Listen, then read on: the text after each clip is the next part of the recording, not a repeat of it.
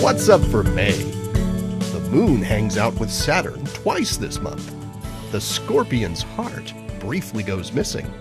And meteors in the morning courtesy of Comet Halley. On May 3rd, in the hour or so before dawn, you'll find the crescent moon rising with Saturn in morning twilight. The pair are trailed by the red planet Mars, which rises about 45 minutes after Saturn. They form a nice lineup in the east for early risers to enjoy.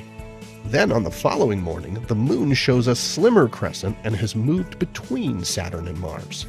The two planets are continuing to widen their separation following a close conjunction in early April where they appeared super close in the sky. And if you have a clear view to the horizon, you might just catch a glimpse of Mercury rising in the hour before the Sun. It's shining pretty brightly, but it's also low in the sky and competing with dawn twilight, so it makes for a good challenge. Those in the southern hemisphere will have an easier time spotting Mercury as it rises a good bit higher in the sky for you. On May 23rd, the full moon will appear quite close to the bright red star Antares in Scorpius as the pair rise.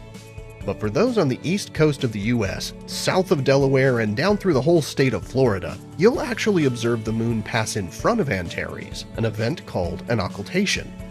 Over a couple of hours as the pair rise into the night sky, the moon will move slightly in its orbit, first obscuring and then revealing Antares.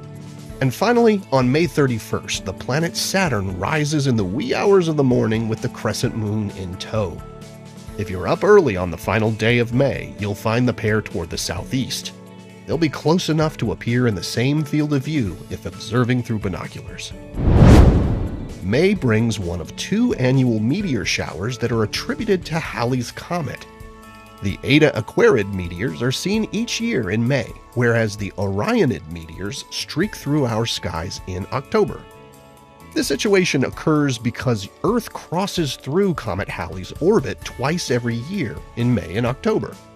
Along Halley's path is a meteor stream, lots of little grains of rock and dust cast off by the comet, and these strike our atmosphere and burn up as meteors.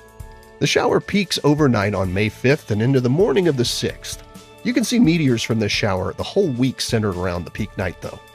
The place on the sky where the meteors appear to originate, the radiant, is in the constellation Aquarius, so you'll have a chance to see meteors as long as the radiant is above the horizon. With more meteors, the higher that point rises in the sky. This time of year, Aquarius rises after midnight, so the time to watch this shower is in the few hours before dawn. This is a great shower for observers in the southern hemisphere. The radiant rises a good bit higher in the sky before morning twilight because in May, which is autumn there, nights are longer. Those in optimal dark sky conditions can see 40 meteors per hour. For northern hemisphere observers, it's less than half that amount, more like 10 to 20 meteors per hour. It's still an above average shower though, especially with the peak this year being near a new moon, making for a darker sky. And with the warmer temperatures that come with springtime north of the equator, it can be a worthy shower to go out and enjoy. As always, to see the most meteors, find yourself a safe, dark spot away from bright lights and give your eyes a few minutes to adapt to the dark. Lie down with your feet pointed more or less toward the east and look straight overhead. Bring a warm drink and a friend or two and turn an early morning into a meteor morning as you search the skies for the Eta Aquarid meteors. Here are the phases of the moon for May.